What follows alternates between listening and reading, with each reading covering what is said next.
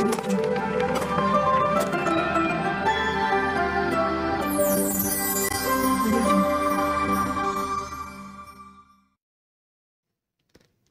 terasa waktu telah berlalu. Sebentar lagi akan menyambut datangnya Trisuci Waisak 2566 di tahun Buddhis tahun 2022. Para bapak dan ibu, saudara-saudara sekalian, ketika kita mengingat sebuah peristiwa, maka di situ pula kita diingatkan tentang waktu yang kita miliki. Seperti kita teringat akan datangnya Trisuci Waisak, mengingatkan kepada kita begitu cepatnya waktu yang telah kita gunakan. Seperti tidak terasa sudah berada di bulan Mei. Tentu di sini ibu bapak sebagai perumah tangga, di tengah-tengah kesibukan yang dijalankan, banyak hal yang harus dikerjakan, dan itu merupakan hal yang wajar. Karena memang sebagai perumah tangga, ada hal-hal yang harus dipenuhi dan harus diusahakan. Seperti halnya mesti rajin berusaha, rajin bekerja, rajin menjaga apa yang telah dimiliki dengan baik, memiliki sahabat-sahabat yang baik, serta juga mampu mengelola yakni pendapatan. Ini adalah hal yang memang sangat baik sekali untuk menunjang kehidupan perumah tangga di dalam kondisi yang sejahtera. Ada dua hal di dalam kehidupan kita. Ada sisi yakni materi yang memang kita butuhkan untuk menunjang kehidupan. Karena jasmani yang kita miliki ini tidak hanya unsur batiniah, tetapi jasmani yang kita miliki ini butuh perawatan, butuh perhatian, agar jasmani yang kita miliki ini dapat bertahan dalam waktu yang cukup lama. Selain kita merenungkan waktu untuk memenuhi kebutuhan materi, kebutuhan jasmaniah, penting juga bagi kita, yakni memperhatikan kebutuhan batiniah. Kalau batin kita yang kita miliki ini berkembang, maka batin kita pun juga punya kekuatan. Seperti tubuh jika dirawat, maka tubuh ini bisa digunakan dengan sebaik mungkin. Jika tubuh ini diberikan perawatan, maka tubuh ini tidak banyak memberikan keluhan. Demikian pula Bapak dan Ibu, saya pikir juga berlaku hal yang sama. Jasmani juga butuh perhatian. Batiniah atau pikiran yang kita miliki juga perlu perhatian. Asupan makanan, pola hidup yang sehat, membantu, menunjang, memaintain kita punya jasmani. Kemudian, sehubungan dengan pikiran, kita hendaknya memasukkan hal-hal baik ke dalam batin kita. Kalau batin kita isi dengan pemahaman-pemahaman yang baik, dengan nilai-nilai luhur ke dalam batin kita, maka seperti halnya tubuh yang ketika di-maintain, tubuh memberikan kenyamanan, demikian pula berlaku untuk pikiran. Pikiran yang kita berikan asupan berupa pandangan-pandangan benar, ini akan memberi kenyamanan. Kita dapat mengatasi berbagai macam persoalan yang ada. Bahkan kita juga tidak memperumit keadaan-keadaan yang mungkin kurang menyenangkan. Kenapa? Karena batin kita punya kekuatan. Di dalam kehidupan ada sesuatu hal yang seringkali kita abaikan, yakni bagaimana kita menggunakan waktu. Ketika seseorang terlahir di dunia ini, waktu terus berjalan, tahun demi tahun, semakin bertambah yang disebut dengan usia kehidupan. 1 tahun, 2 tahun, 10 tahun, 20 tahun, 30 tahun, 40 tahun. Tahun-tahun yang kita sebut ini adalah usia kehidupan. Dengan bertambahnya tahun yang kita miliki, sesungguhnya kita juga diingatkan, waktu bertambah, usia pun bertambah. Cepat atau lambat, kita akan mengalami penuaan. Ada beberapa orang yang tidak merenungkan tentang waktu, sehingga tidak menyadari akan datangnya usia tua. Sehingga tidak jarang ketika datangnya usia tua, muncul ketakutan.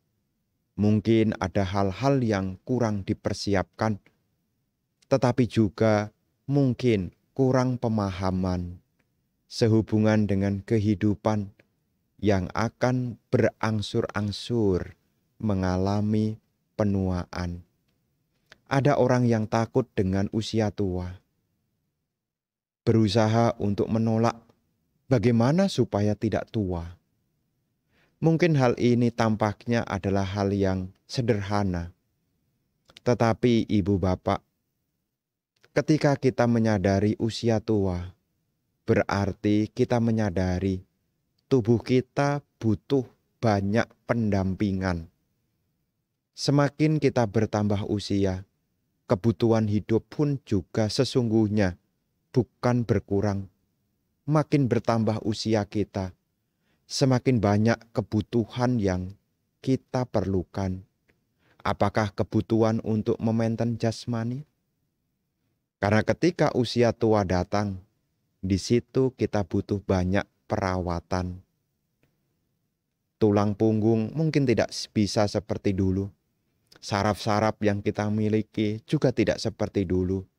Bahkan tidak jarang, duduk sebentar pun itu menjadi pegal. Dan untuk menghilangkan rasa pegal itu, ya dikasih minyak gosok. Dan itu pun juga butuh biaya juga. Konsultasi per berapa periodik, apakah 3 bulan, 6 bulan, bahkan ada yang per bulan. Kenapa? Karena ketika usia tua datang, sesungguhnya kita diingatkan banyak kebutuhan. Bukan hanya kebutuhan jasmani saja. Memang ibu bapak bekerja, memang untuk menghadapi datangnya usia tua.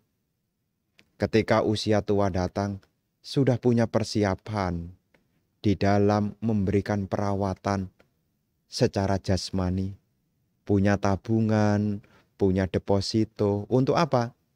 Ketika dikala tua nanti, ketika jasmani ini butuh perawatan, maka ada sarana yang bisa digunakan.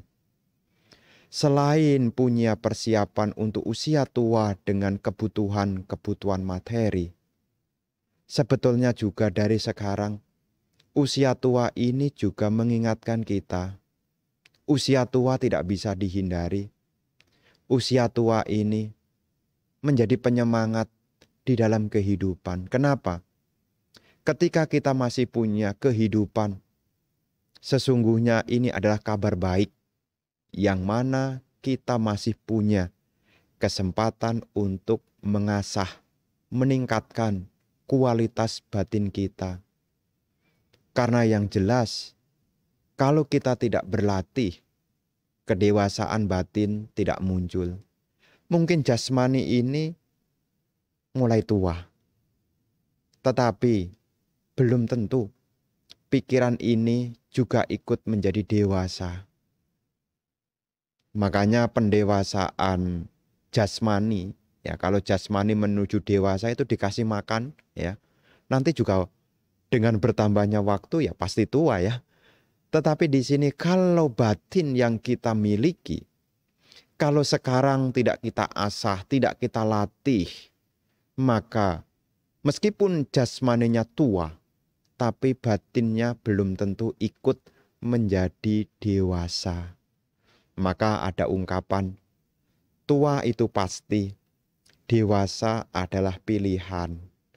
Banyak orang yang mungkin secara jasmaniah dia tua, tapi secara batiniah dia masih kanak-kanak. Maksudnya apa?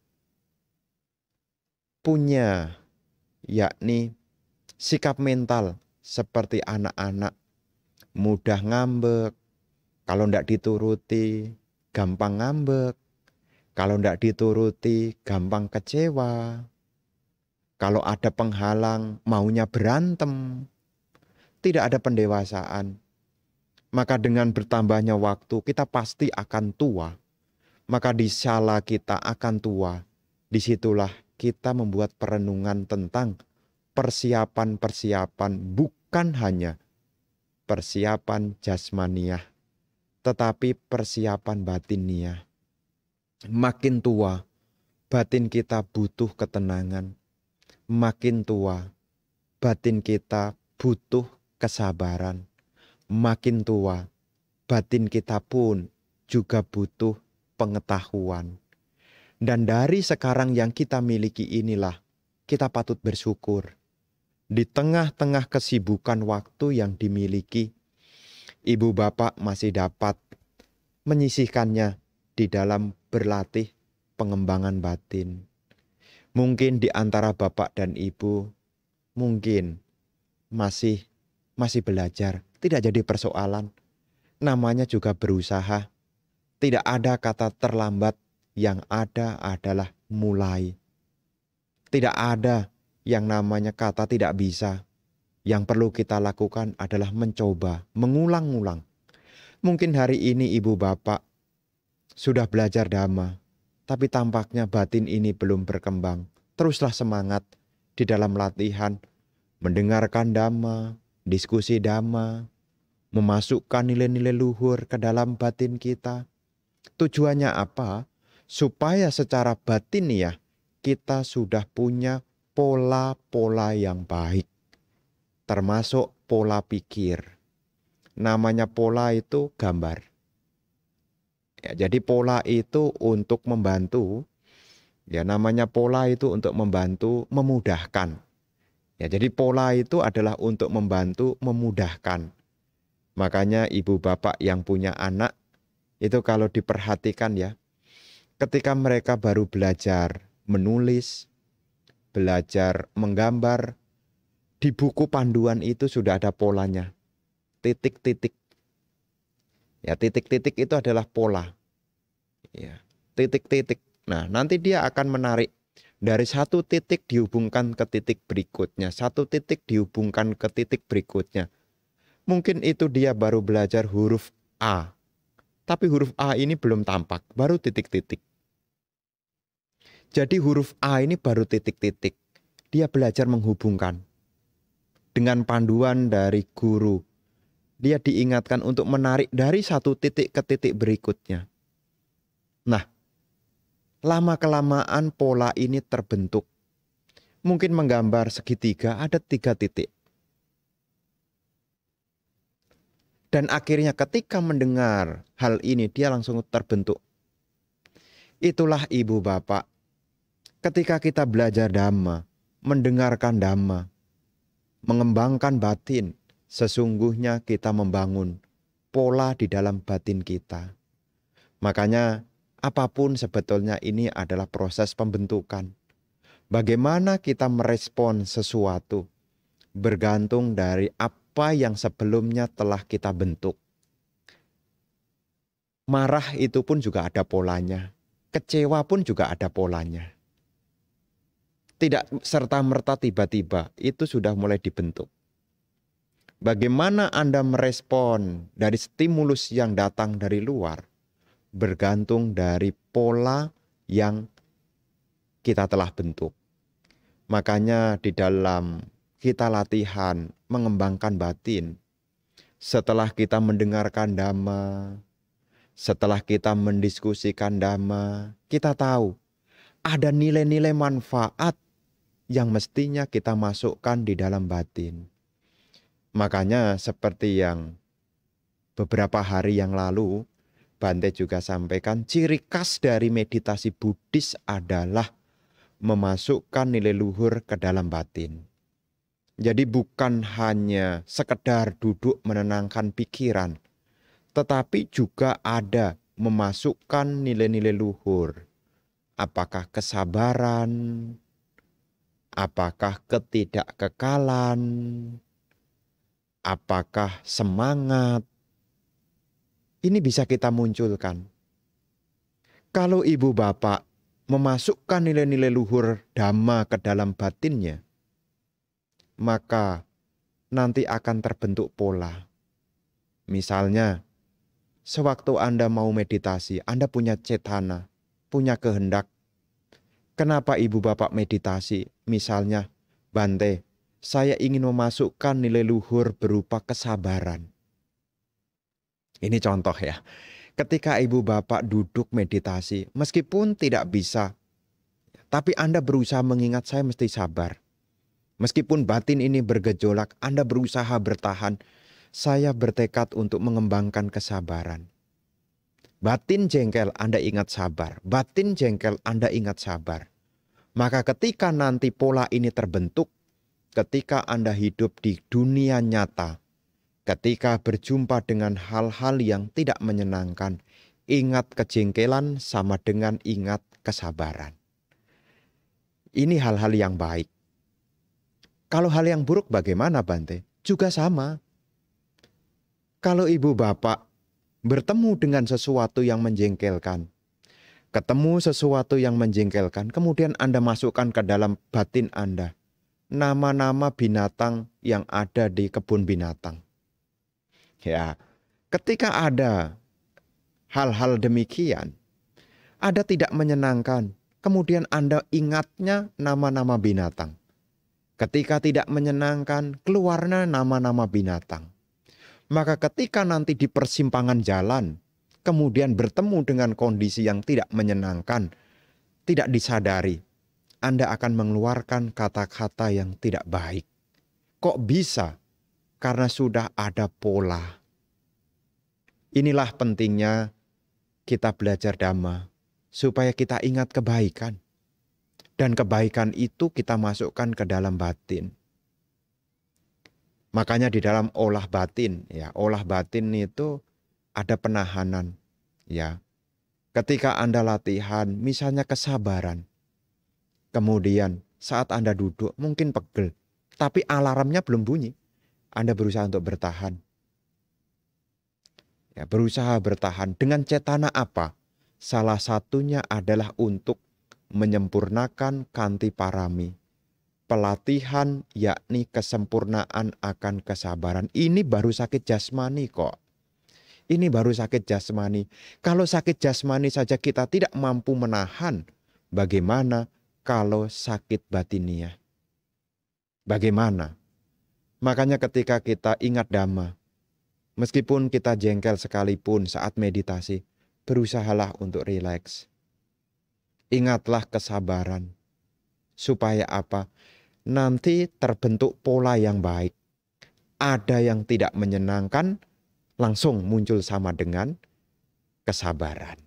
Jadi tidak ada namanya khilaf, tidak ada penyesalan. Kenapa? Karena kita sudah punya pola yang baik. Ketemu tidak menyenangkan, kita berjumpa dengan kesabaran seketika. Makanya ibu bapak, ciri khas daripada meditasi Buddhis adalah memasukkan nilai luhur ke dalam batin Anda. Ingatlah, tidak harus formal duduk meditasi. Di kala-kala Anda punya waktu, Anda juga perlu mengingat nilai luhur apa yang ingin Anda pola di dalam batin Anda.